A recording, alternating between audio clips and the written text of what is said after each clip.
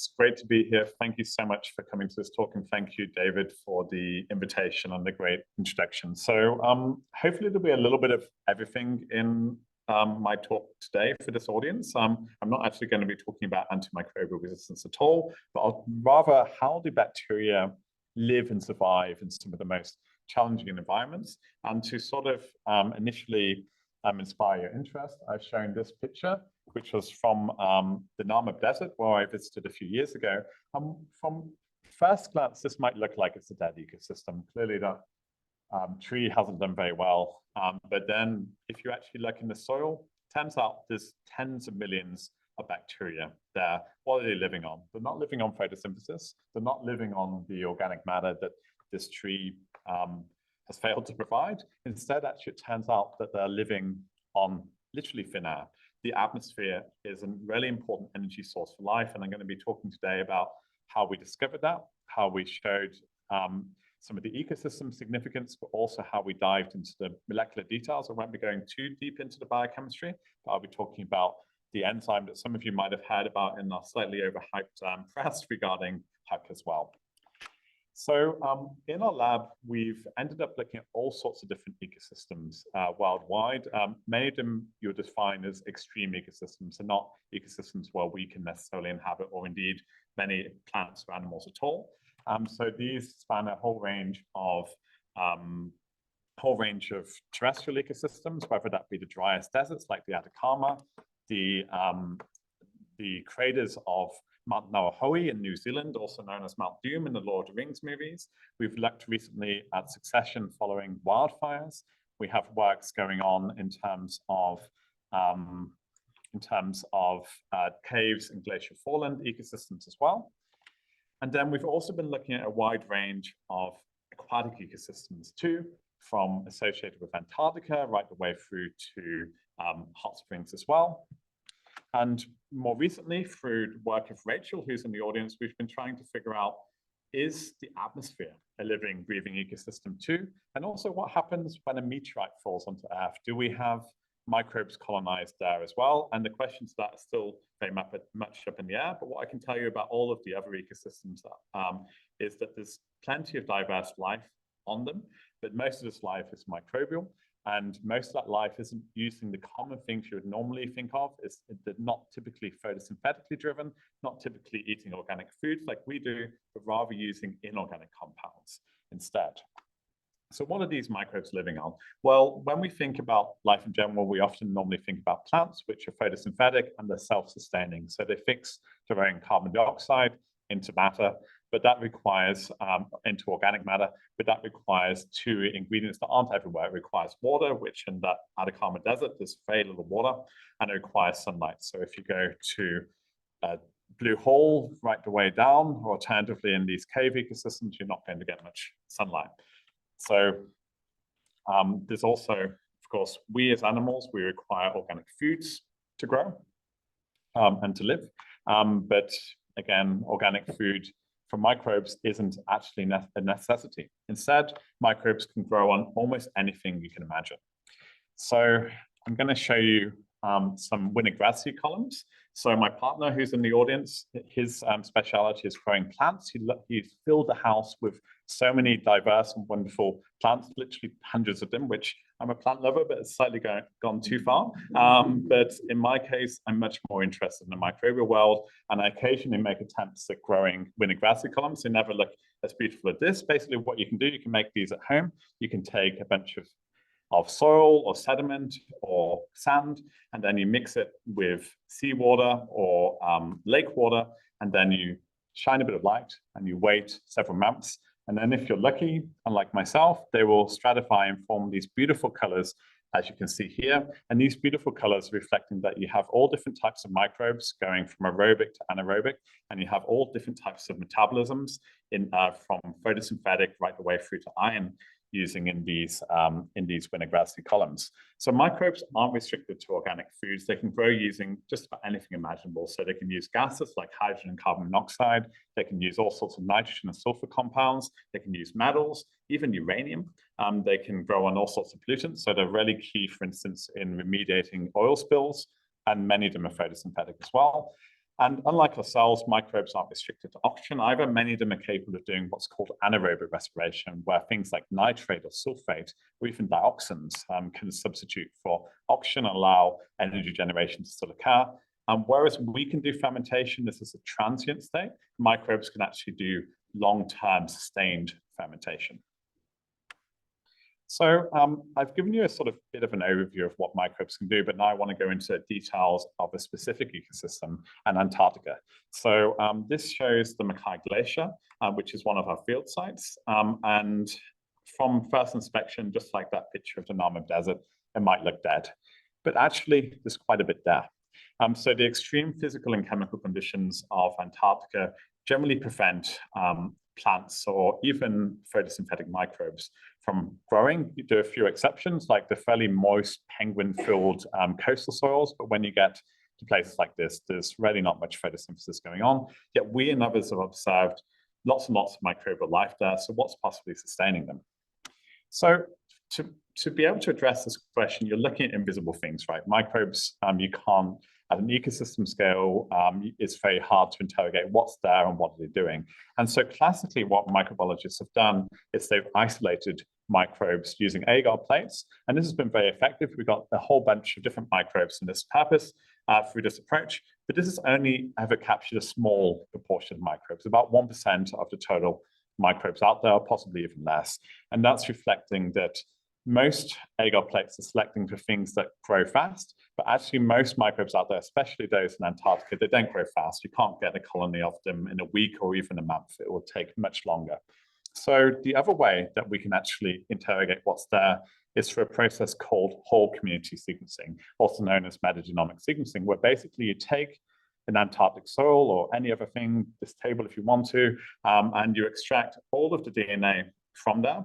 And then you sequence the DNA to determine all of the genes. And then from that, you can use computational methods to basically assemble these DNA sequences to give full genomes. This is an approach called genome-resolved metagenomics. Jill Bamfield, who is in the audience today, who's recently started a position at Monash University on a part-time basis. She was actually the pioneer of this technique that's now widely used by many, many scientists worldwide, including myself. So big thank you to Jill for your incredible innovations that have inspired me and many others. And thank you for coming. So going back to Antarctica, what we decided to do was extract DNA from these Antarctic ice-free soils. And we did this in collaboration with Belinda Ferrari and Phil Hugenholtz. I also want to credit Stephen Chaln, who first got me into Antarctic science. And what we found was that when we looked at the DNA, we found there were hundreds of bacterial species and millions of cells in every single gram of this Antarctic soil. And these bacteria weren't just numerous and diverse, but they were also unique. So we could date them, and we found that they diverged from those bacteria found on other continents in the Precambrian. For those of you who don't know what that is, I didn't know what it was. I'm not a geologist. It means over 500 million years ago. And when you actually look at it and then take a finer scale look, we find some things there that we already know about, like there's a few fungi, not many fungi. There are certain things like actinobacteria, which are a source of antibiotics. But also we find that there's a whole bunch of unique other bacteria, such as Aremiobacterota and Dormibacterota, and these were discovered for the very first time in this paper, which we managed to get into Nature, and they'd never been described before. So these are bacteria that are unique even at the phylum level. So by phylum level, keep in mind, we're the phylum Chordata. We share this phylum with all of the vertebrates, including fish, but also with sea squirts for all things. So we're talking about, through this culture-independent, this metagenomic sequencing, discovering entirely unique things. But it's not just unique in terms of its composition, but also in terms of what it's doing. So Bob Young, who's shown here, he annotated these metagenomes. And basically, not sure where I should put this, and to figure out what are the bacteria they're basically doing. And to do this, he used a whole bunch of different genes associated with different metabolic energy generation processes. So what you can see is that most of these, so anything that's more blue here means that the community does this process, that more members of the community do this process. What you can see is that a large portion of the community will use organic carbon, but keep in mind, we're talking about Antarctic here, where it doesn't rain generally. It's not like Australian deserts, which are kind of dry, but they live a sort of boom bust lifestyle cycle where there will be rain events, and that allows things to make organic carbon. In Antarctica, that just doesn't really happen often. So instead, they have to depend on other things as well. When you look at sunlight, with the exception of Cliff Nunatak and Pegtop Mountain, they always call these Antarctic sites really cool names. You can see that there's not much capacity for photosynthesis overall. But then when we start to look at other inorganic compounds, so sulfide, ammonia, nitrate, and iron, in specific soils, there's a fair bit of capacity to use them, and certain specialist taxa are living on them. But the majority of the taxa in these Antarctic soils are actually, the majority of the bacteria, I should say, are primarily living on these trace gases, so hydrogen and carbon monoxide, which are respectively used by about 90% and 60% of the bacteria present.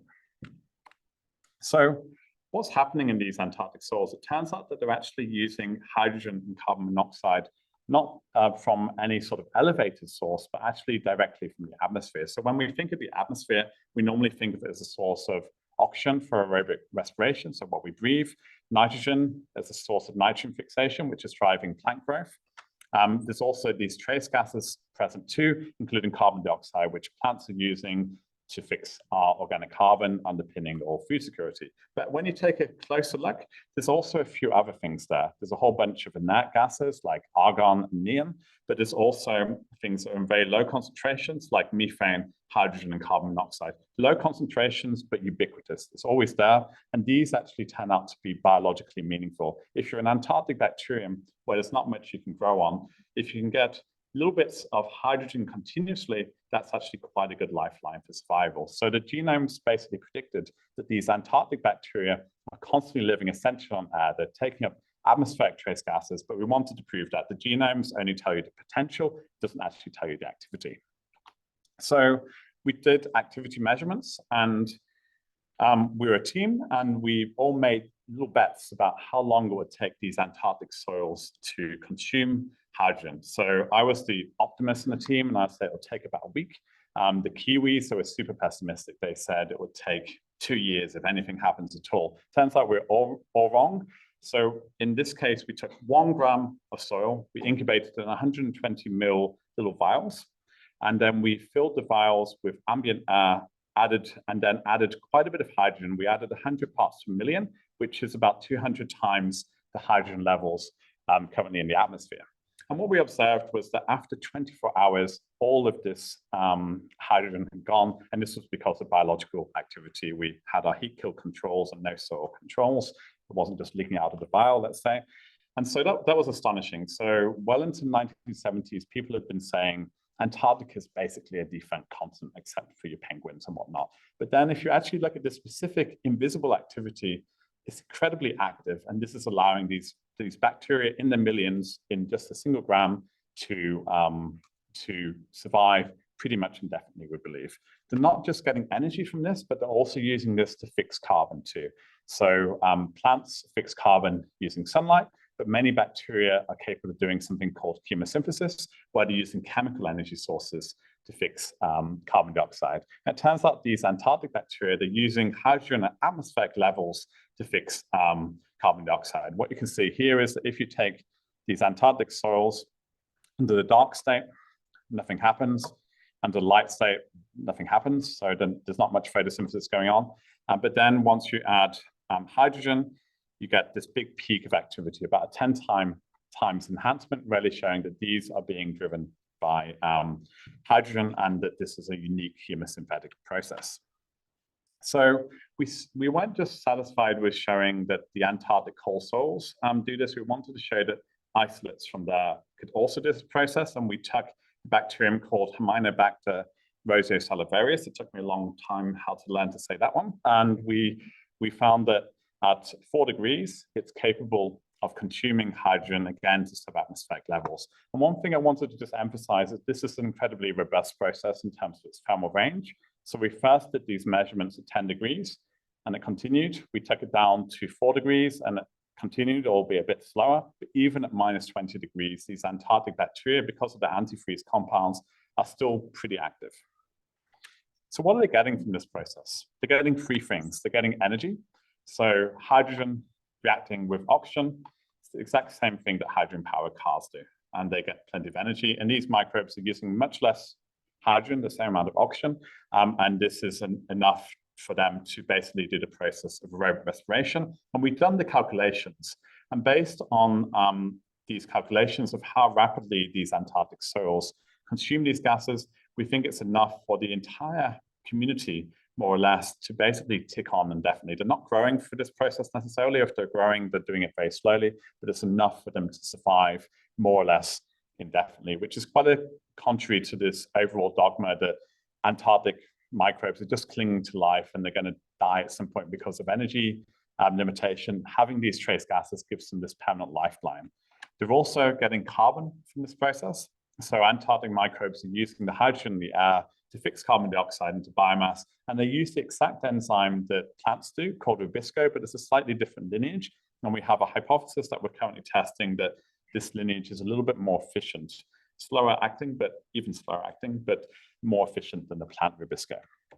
And the final thing they're getting from this process is water. And you will all think I'm very stupid for saying this, but we didn't figure this out until literally a couple of years ago, that the water that they're getting from this process is quantitatively significant. So again, going back to hydrogen-powered cars, the soil exhaust, and one of the selling points for them is that produces water. And we sort of knew that hydrogen plus oxygen equals water, but we never thought, oh, this is actually significant for the physiology of these microbes. But Bob, the genius PhD student I just showed you, he did the back of the envelope calculations of how much water they're getting from this process. It turns out that it's 1 million water molecules per cell every minute. And then he extended these calculations and he predicted for an average bacterial cell, and this is an average gut bacterial cell, so big cells, it'll take them about 2 weeks to replenish their entire water through just reacting the hydrogen in the atmosphere with oxygen. So again, we think it's probably the main way that they're actually keeping by and maintaining hydration in this environment. So what I hope this convinces you is that life doesn't need photosynthesis to prosper. Most of our ecosystems, directly or indirectly, do require photosynthesis. I wasn't the first person to show this.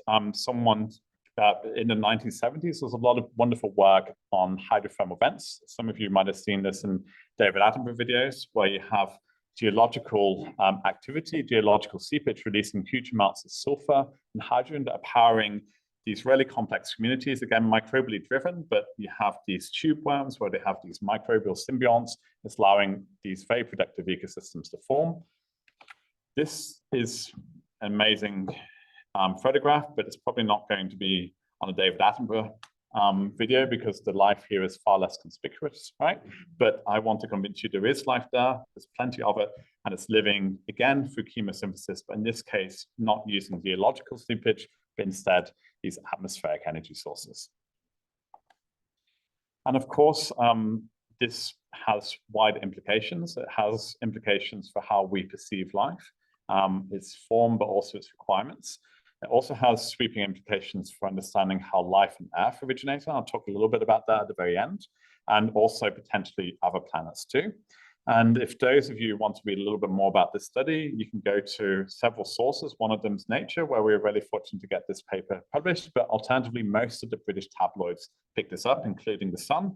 I'm from Liverpool, so I despise The Sun with all passion, but I have to say they did a pretty good job of doing a fairly accurate, slightly hyped, but fairly accurate piece on this particular project. And before I move on, I just really want to thank the diverse team that's made all of this possible. I'm going to move this. So, yeah, because there's several people on the right just tucked away. We have a fantastic lab of people who are great scientists, but also great people, very kind people.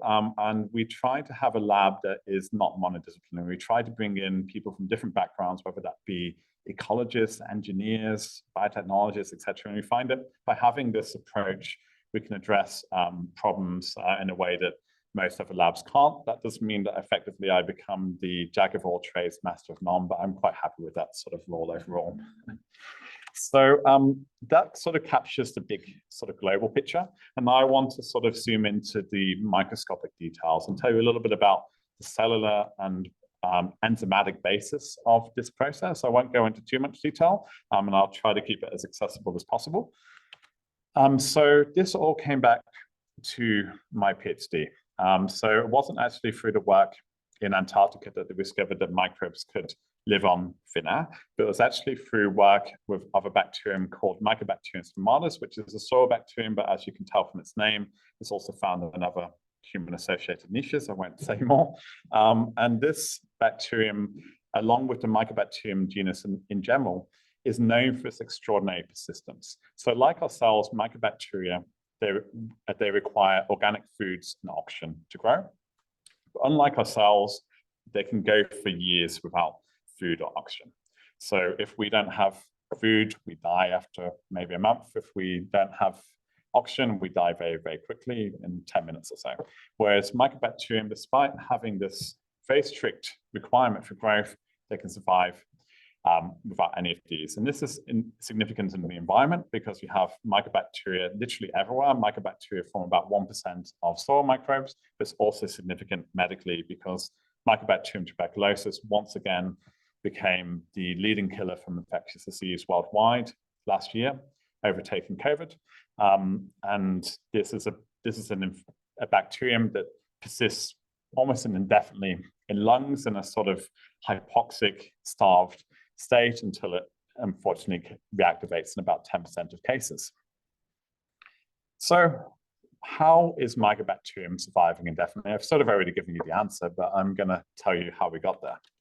So we investigated Mycobacterium spermatus and we studied gene expression by a process called transcriptomics, but also protein production for a process called proteomics of the whole cell. So we're taking a system-wide overview and we wanted to see how do they adapt to starvation, so when they've run out of organic foods, and hypoxia, so when they've run out of oxygen.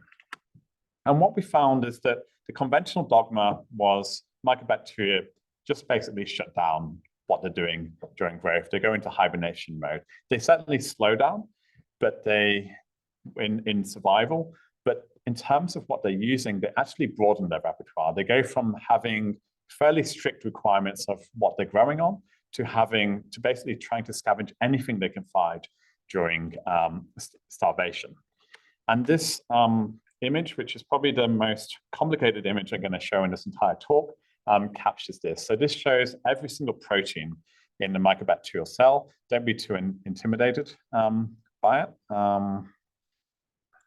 Yes, I finally got rid of it. Sorry.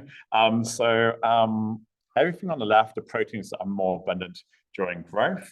So in this case, when they have organic carbon available, what we can see is that there's lots of different proteins, and these include the key determinants of glycerol metabolism. So we grew these cells on glycerol, so that makes sense. Whereas the proteins on the left are those that are more abundant during famine. There's tons of things that are more abundant in this case, but the three that I want to put your attention to are highlighted. So carbon monoxide dehydrogenase. This is an enzyme that consumes carbon monoxide and it converts it into carbon dioxide. So carbon monoxide is an incompletely combustive form of organic matter.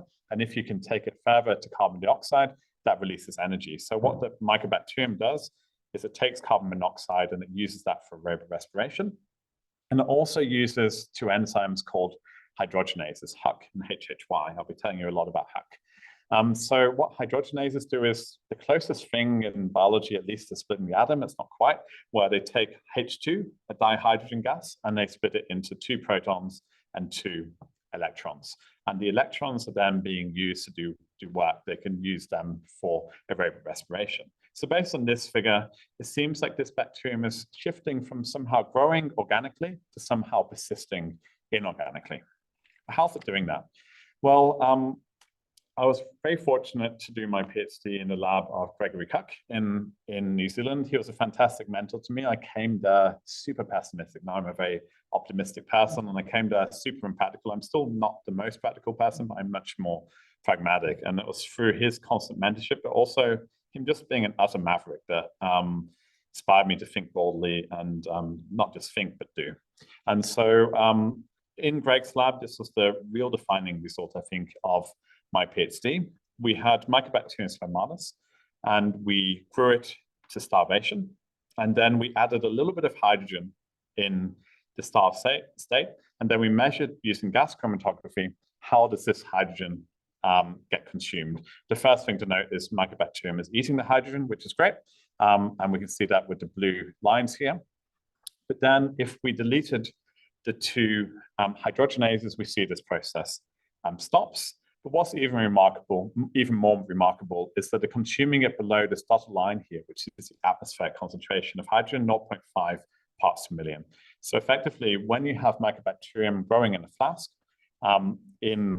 it's still actually taking up exogenous energy once it's exhausted the organic carbon from its media, but it's taking it out from the atmosphere instead, which is such a simple and intuitive concept in a way. And many people, when I talk about this, say, oh, wasn't this known for years? Why are you talking about this? But it's also somewhat unexpected as well. And to me, it's somewhat mind-blowing as well.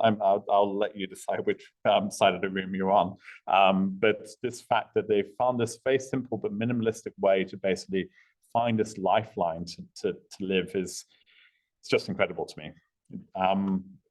So they're not just doing this for the sake of it, they're using this productively. They're aerobically respiring the hydrogen. We've done a lot of biochemistry to show this, and they get a survival advantage out of this. We can see that if we compare the parent strain, the so-called wild type WT strain, from the mutants, we see that during carbon starvation, so when they've run out of their organic foods, they survive about 50 to 60% better than the mutants. And this is even more pronounced under hypoxia when they've run out of oxygen. So through the great work of Katie and Paul in our lab, we've also shown the same sort of thing applies to carbon monoxide. So we're dealing with just one enzyme now, so a bit simpler. And Mycobacterium spermatis consumes atmospheric carbon monoxide, so right the way below this dotted line again, using an enzyme called CADH, carbon monoxide dehydrogenase. This is productive, so whereas carbon monoxide poisons our aerobic respiratory chain, and we obviously die from that, Mycobacterium have found a way to turn a poison into an energy source. And again, if you delete the genes encoding the enzyme responsible, that will significantly reduce long-term survival. So how does this all work? For some of the audience, you might not care, and don't worry about this, but for those of you who are interested, essentially it's working in an analogous way in many ways to a battery, an electrical circuit. So basically you have these two enzymes, HUC and carbon monoxide dehydrogenase, CADH, that are consuming hydrogen and carbon monoxide at atmospheric levels. And then they're transferring this, the electrons that are derived from this process to oxygen. They have another enzyme called an oxidase, and basically the downhill flow from the very high energy hydrogen and carbon monoxide to the very low energy oxygen then provides a release of energy that the cells can use for work. And essentially they pump protons across the cell membrane, which creates the equivalent of a voltage. And then with this voltage, they can actually make something called ATP, which many of you would have heard of. This is the currency that cells use for chemical energy. So hydrogen and carbon monoxide are kind of transient states. They're kind of hard to use as a source of energy in the cell itself. But if you can convert that energy into ADP as a currency, that allows them to be able to do all sorts of different growth, biosynthesis, and persistent processes. So effectively, you have electron transfer from hydrogen to oxygen. The current from this is then being used to create a voltage that powers the synthesis of ADP. So this is a story for Mycobacterium. Mycobacterium's lifestyle is to persist, basically, and that's why it's so successful. But many of the bacteria out there are living they're growing, not just surviving. And so from work from our collaborators in Norway, I wasn't involved in this study at all. They showed that there was actually bacteria out there that don't just persist on trace gases, but they can actually grow on air alone, which is insane to me, but I believe it. They got this bacterium called Methylocapsa, and Methylocapsa has been known for a while, but it was thought to be only capable of doing the process of methane oxidation. And that's an important process that keeps methane levels in the atmosphere a little bit lower. But then they found that when they put it on filters and exposed it to air, after 12 months, they got these considerable colonies. And everyone in the literature initially were like, I don't believe that. But then it turns out they're not just using methane, but they're also using it together with hydrogen and carbon monoxide. And if you have that trio of gases, then you can just about get over the energy requirements to actually not just survive, but actually grow with this. And we've observed through work on nitrifying bacteria, so bacteria that are responsible for converting nitrite to nitrate, that these bacteria do similar things. And also, Kate, who's in the audience, has done fantastic work with an organism called acidifibacillus. And this bacterium is known for using iron and sulfur. But what Kate was able to show is that it's also constantly using atmospheric hydrogen as well. And this sort of indefinite source of energy is one of the reasons these bacteria that live slightly more challenging lifestyles in terms of the compounds they use can get by and do these really important earth system processes. So I've told you a bit about the physiology now, and I just want to have a little bit of a detour where I'm going to tell you about the enzymes that do this process. And some of you would have seen the Huck story that recently got quite a bit of media, and I'm going to just tell you a little bit about how that enzyme works. So this is an animation that Monash very kindly produced for us, and it showed how we've gone from a soil organism to extracting an enzyme that can literally take and make energy from thin air, essentially. So it's a little bit simplified, but I hope it's fun. So here we have Mycobacterium in the soil. It's using hydrogen, and it's using the enzyme Huck, the hydrogenase, to consume this hydrogen. What we did was we extracted Huck.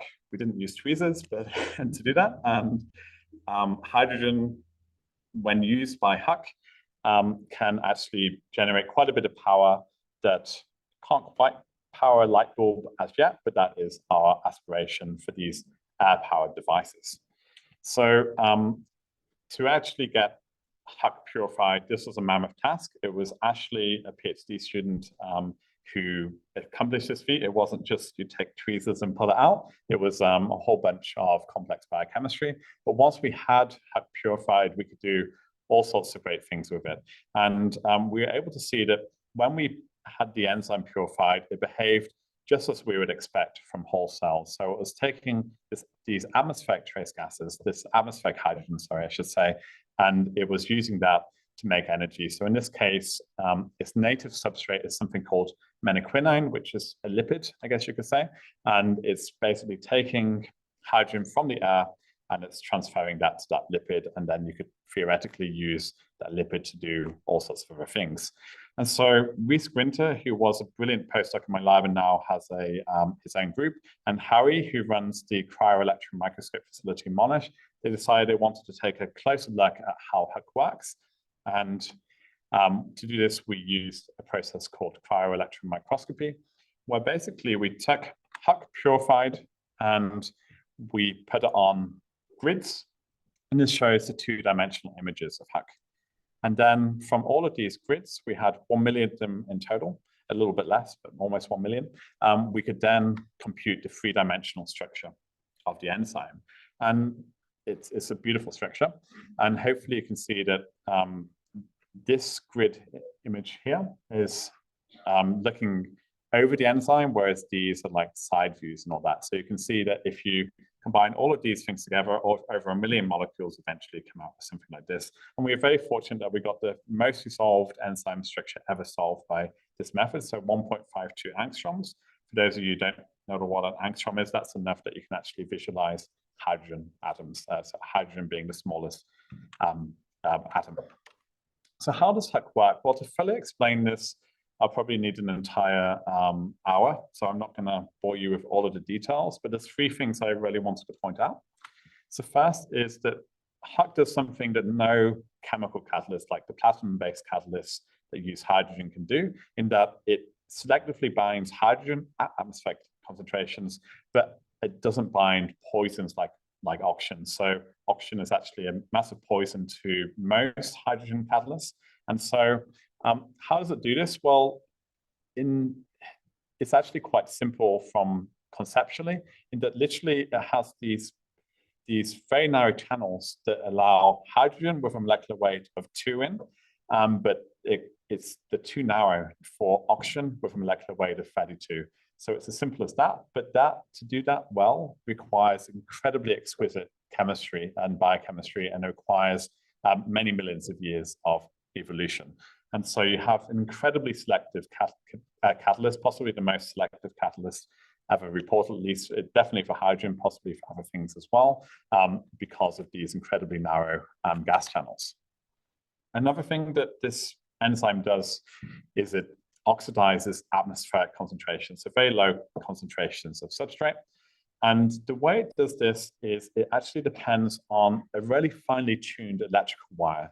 So hydrogen is first consumed at a metal-based catalytic site. So it's a nickel ion active site, and then it's transferred through a series, the electrons derived from this process are then transferred through a series of iron sulfur clusters. So this basically allows an electrical wire to form. And these clusters have been very finely tuned so that even at atmospheric concentrations, hydrogen can be consumed.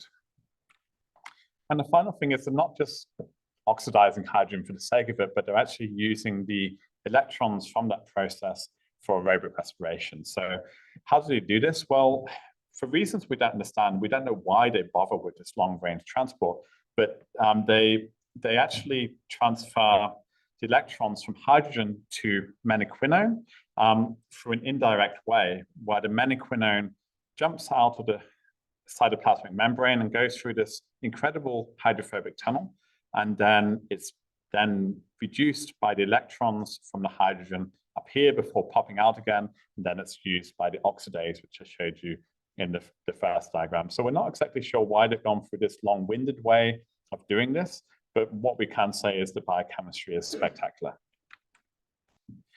Now we have a new kid on the block, if you want to say that. So we also, through the brilliant work of David Gillett, who submitted his PhD 2 weeks ago, and it was a brilliant thesis. So I have no doubt he'll soon be Dr. Gillett. He has also purified the carbon monoxide dehydrogenase, and just like HUC, it is making electricity from air, but in this case using atmospheric carbon monoxide. So it can use ambient levels, it can also use elevated levels in air pollution, and he's looked at the structural basis of this with another beautiful structure. So I'm almost finished with the talk, but for the last 10 to 15 minutes, I just want to talk about the wider implications of all of this. So why does it all matter? So I think one of the things I'd highlight is that this is the closest thing you can find to a sort of universal lifeline for bacteria. So we've now done a whole bunch of genome surveys, but we've also done a wide range of experimental studies. And we found that experimentally, all of these different isolates consume atmospheric hydrogen. So these span a whole range of lifestyles, from Perinomonas, isolated from Mount Naohoi, which I mentioned earlier, from the crater of all things, right the way through to Nitrospira moscoviensis, which is isolated of all things a hot water pipe. We've got archaea that can do this too. So for those of you who don't know, archaea are the sort of sister lineages to bacteria, and you could argue they're our ancestors. And there's a range of bacteria here in terms of the physiologies too. You've got bacteria that do organic carbon oxidation, but there's things that can use other substrates too, like nitrate, sulfide, methane, and so on. And what we also know from, again, lots of weird and wonderful and unexpected collaborations is that trace gases power ecosystems worldwide. So we find that whether we look at standard soils, all sorts of deserts, cave ecosystems, glacial forelands, but also when we go into the aquatic realm, when we go on ocean cruises with the University of Otago, when we go closer to home and sample the beaches of Melbourne, alternatively drill a giant hole under the Ross Ice Shelf, trace gas oxidizers are there too. We find that they're associated with trees, of all things. We find that they're associated with termite mounds. So we had an Italian postdoc who was really enthusiastic about termite mounds. I had no idea why, and then she got me into it, and termite mounds are really interesting. We also did work on industrial systems as well. So these are the hot water pipes I just mentioned. So this slide might look like two things. First of all, well, I am a show off, but secondly, it might look like all we do is just the same thing of looking at trace gases and nothing else. But actually, each of these ecosystems has their own story to tell. So in the glacial forelands, for instance, we're using these as a way to understand the fundamental basis of microbial succession. So how do new ecosystems formed? Whereas in the termite mounds, it turns out the termites are really important. Termite mounds, sorry, are really important filters for methane, and that's actually mitigating some of our methane emissions. The other thing that this slide might indicate is that I have the most amazing jet-setting life, but unfortunately, the vast majority of these samples just get sent to me, and all I do is fill in the quarantine paperwork, and instead people tend to do most of the sampling. Occasionally do get to go out in the field though, so that's a joy when that happens. So just for a bit of perspective of just how important this process is in the field, which was only discovered about a year ago, this is Sean Bay. He's at the peak of summer. He's sampling Wombat State Forest. He was a postdoc with me. He's now formed his own group at La Trobe University. And the reason he's got the umbrella isn't to protect him from the rain, but actually from the sun. So he's almost as pale as me, so he really needs that umbrella. What he did was he had this flux chamber, you could almost call it a bin, where he was basically using this air in this flux chamber, and he was using this to measure how quickly does the soil underneath consume the trace gases present. What you can see is that after literally 30 seconds, nearly all of the hydrogen carbon monoxide inside this flux chamber are gone. And this was because of biotic process. It wasn't because they were leaking or all of that. We had traces to account for that, like krypton-based traces. So really showing this is an astonishingly active process. And then when we use cores and take the soils back, we find that there's a lot of activity and it predominates in the first 10 centimeters or so of soil. So what we have is two things from Sean's study, which he did with Eleanor, the termite-loving postdoc I mentioned. We have the capacity of bacteria to use trace gases based on the genome, so the amount of trace gas consuming bacteria in a soil. But we've also got the rates, and from that we can do a calculation, and we can say how much power per cell do these bacteria in the soils get from consuming these trace gases, so hydrogen, carbon monoxide, and we also looked at methane. And the values were 10 to the minus 16 to 10 to the minus 14 watts per cell, which when I heard this number about 4 years ago, I was like, what does that mean? But it's actually a very significant number because it's right within the realm that bacteria need for the survival in terms of the amount of power. So the power requirements are shown on the left here, and it's well within those values. And keep in mind that this power has been determined from isolates that are very fast growing. It doesn't reflect what's actually normally in the soil. So effectively, quite contrary to our vegetation-centric typical view of soils, this means that trace gases alone could be sufficient for the majority of bacteria in soils to survive indefinitely, not grow, but survive indefinitely. Obviously, in soils, it's very complex. There's lots of competition, lots of warfare and all of this. So many other things are happening, but this is a bit of a shift in terms of how we view the life and survival of these soil bacteria.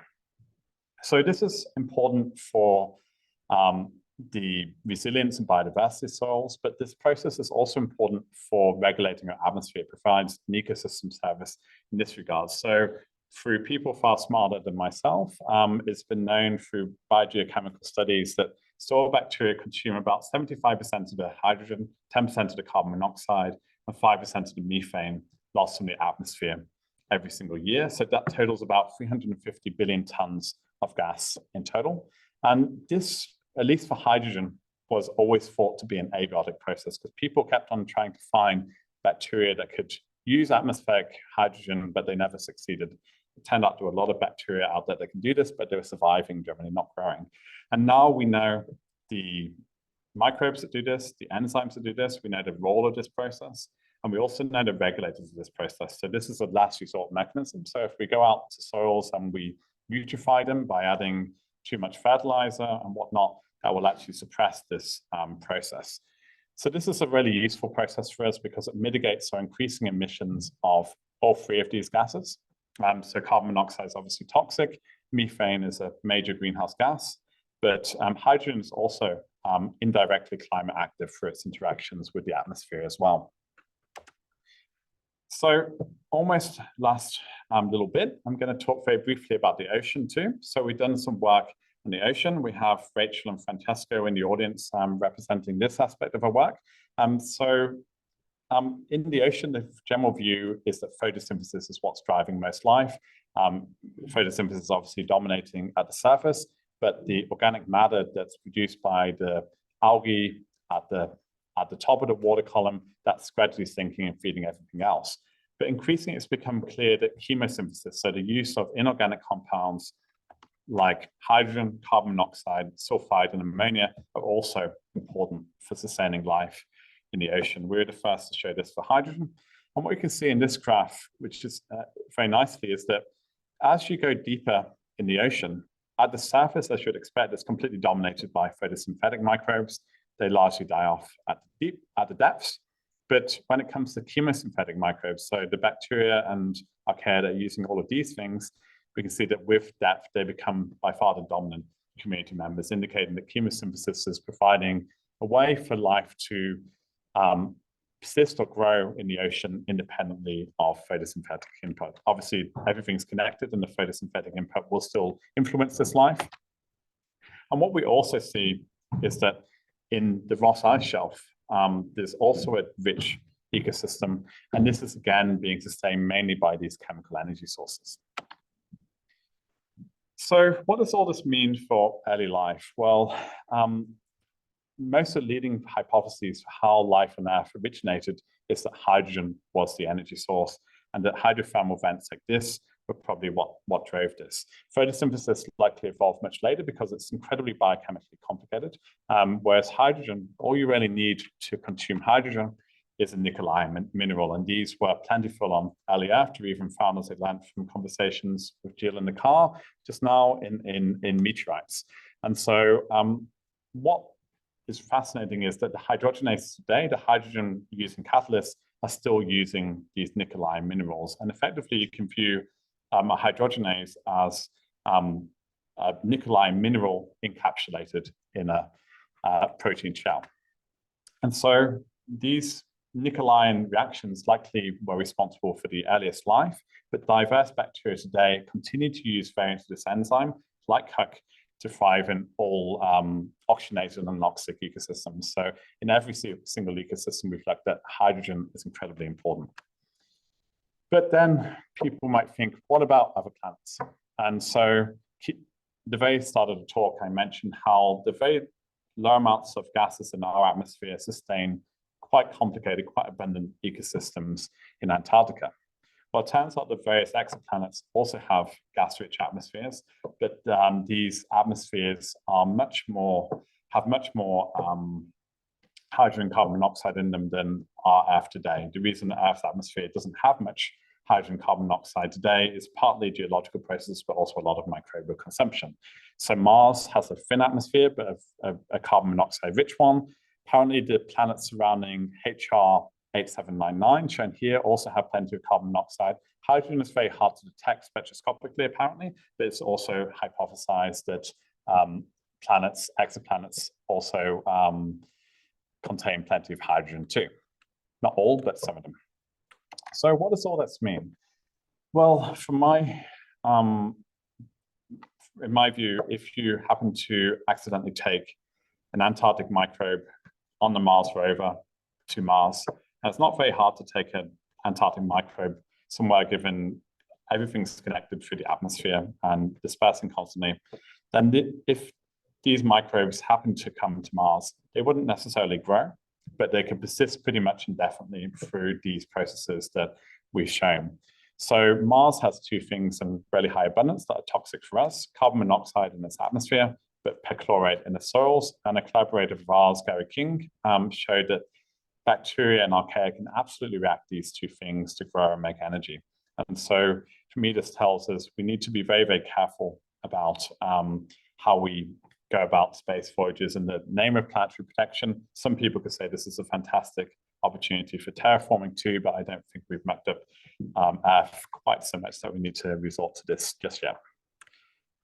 So I'm done. The big take-home messages, I think, are that these atmospheric trace gases are incredibly important. And while these trace gases are in low concentration, so incredible lifelines, because they're still fairly high energy in the atmospheric state, they're ubiquitous and they're diffusible. So there's nothing more dependable, at least in my view, for aerobic life, at least. Many bacteria and some archaea will consume these trace gases, and they do so using incredibly selective enzymes, so HUC and CODH. This process is important for sustaining the biodiversity and productivity of diverse ecosystems, including soils and oceans generally, and also helps regulate our atmosphere. But some ecosystems also seem to be primarily driven by these trace gases. So you have atmospherically powered ecosystems like these ice-free soils of Antarctica, but also potentially caves. We've got pretty good evidence of this now for caves, and this will be coming out hopefully later this year. We also hypothesize that at the very tops of mountains, especially things like Everest, there are it's also primarily a chemosynthetic system as well, but I've so far not managed to convince any of those at the back of the room to go up any 8,000ers for me, and unfortunately I have horrible vertigo myself, so if anyone wants to collaborate to look at mountains, I'm completely open and you'll be the first author on the paper. And as with finally, as with early Earth, many exoplanets, contain reduced atmospheres as well, and in my view this makes life outside Earth almost an inevitability, but also tells us we need to be very, very careful with what we bring to other planets. So thank you so much for listening. I really want to thank my team. I want to thank my collaborators and also our funders. And please let me know if you have any questions. And thank you so much for coming.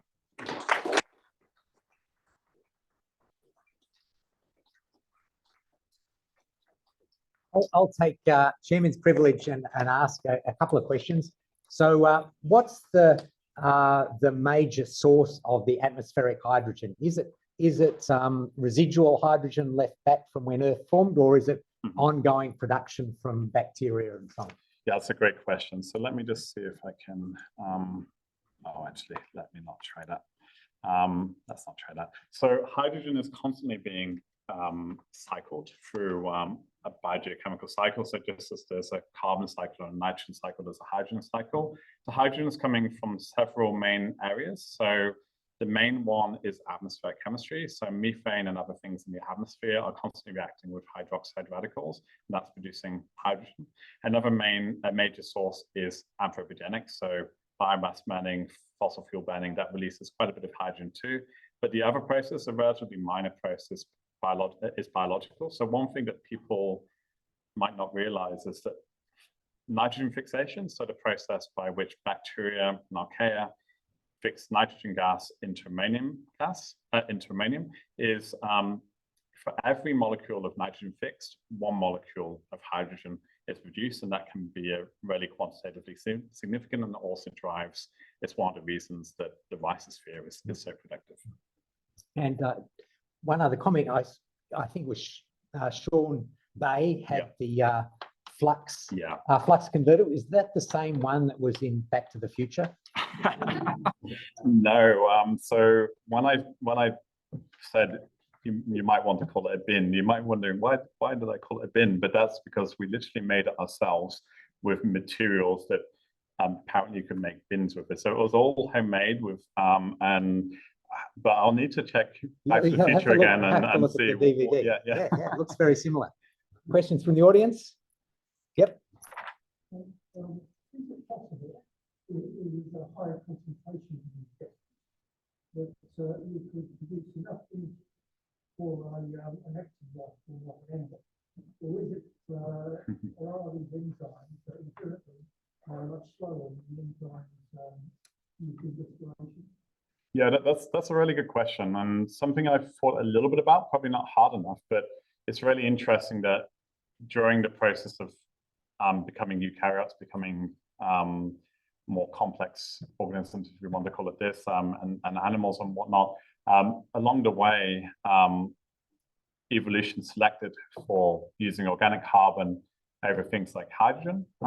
And I think the main reason is, again, this coupling to photosynthesis and that producing organic carbon, but when you're thinking of an exoplanet context, if you had a planet with a large amount of hydrogen, could that not just sustain little things, little microbes, but something much bigger? I'll say certainly that could be possible. There's going to be physical transport constraints and all that, but I'm sure that life could find a way to evolve around that. So I think you and I need to talk in a sci-fi movie pitch on some hydrogen-powered aliens. That sounds pretty cool. But seriously, I think it's a great question, and there's no reason not. It's the only current limitation is the concentration. Behind you. The picture you had of the man of the field test with man under the umbrella. Yeah. He was taking a sample of Earth, putting it in a canister with gases, and recording the consumption of gases. Yeah. Here, or the ground is generally sort of one flat surface. And this little experiment would be area of the ground would be open, would be wider. Does the area play a part in this reaction rate? Yeah, exactly. I think it would be largely linear, and so if you had a much bigger chamber, then overall the concentration of gases would be the same. So the rates would be similar, but when you scale it, suddenly the vast amount of land we have in Australia is a key reason why, and elsewhere is a key reason why these processes are just so active. I guess, why did we look at such a small volume? I think it was, again, what bins were present in the, but biogeochemists have been looking quite extensively at how these processes scale with both area, but one thing that is greatly missing in a lot of these considerations is for methane or for nitrogen cycling. We have a good idea of how various factors like acidity or temperature or all of that affect things, but because trace gas oxidation is a relatively new process from a biological front, we still don't have a particularly good understanding of how, if you sample from different areas of the soil, how will the soil properties and climate and other things affect that? Thank you. That was a fantastic talk, and I love the way it evolved. And every time I had a question, the next slide tended to answer it. And one of my big questions was, is there enough power to keep the cell alive? And you had a slide that showed that there was enough power to keep it alive, but just to keep it alive, not too much. And I would imagine that a dividing cell would need a lot more power than that static cell. Yeah. So that begs the question, what role was there for evolution if the cells are just sitting there and not dividing? Does it imply, therefore, that in the past, when concentrations of hydrogen and methane were higher, and that's when the evolution really was active, and now we're more in a static zone? And then if that is the case, is the fact that because of anthropogenic activity, methane has kind of doubled in the last 100 years, are we likely to see a boom for the bacteria? That's a fantastic question. First of all, thank you for coming. Yeah, so in terms of the requirements for growth, going back to what I was indicating earlier, a lot of that's previously been estimated based on coprotrophic organisms, so things that grow on, that you can easily culture, that grow on a lot of energy. And it hasn't actually been properly estimated for the bulk of microbes out there. So we can't 100% say that the majority of bacteria in soils aren't necessarily growing by this process just very slowly. We certainly see that about an eighth of them in soils have the capacity not just to use hydrogen for energy, but also to fix carbon. But going to your much more interesting questions, we thought a lot about whether our methane emissions have actually fertilized, are fertilizing the biosphere. And this is obviously a well-known concept in terms of carbon dioxide emissions. People looked at that extensively for plants and to some extent microbes, but not for microbes. What that means in terms of evolution, I have to admit that I would probably need to speak with you and also an evolutionary biologist to properly understand. But I think when you have those pressures providing new niches for microbes, I could easily imagine that not necessarily in our lifetimes, but in much longer periods, you could finally get a microbe that solves the problem that we need to find a solution to, which is how can we remove some of those atmospheric methane emissions that we've made. And there's no reason why bacteria can't evolve to do that. So there could be pressure. And then in terms of the earlier history of the Earth, that certainly the leading theories are that it was relatively hydrogen rich, maybe not as hydrogen rich as some people say, probably not percentage, but definitely high ppm levels of hydrogen, and largely noxic too. And this was a major force for diversification. And we do a lot of phylogenetic analysis where we look at the hydrogenases and how they've radiated, and we can actually pinpoint quite nicely where key events have happened, like the great oxygenation event and so forth. So exactly how that relates to wider evolutionary processes, I would need to do a lot more thinking about that. But I think both things that you say, there's a lot of merit in those questions.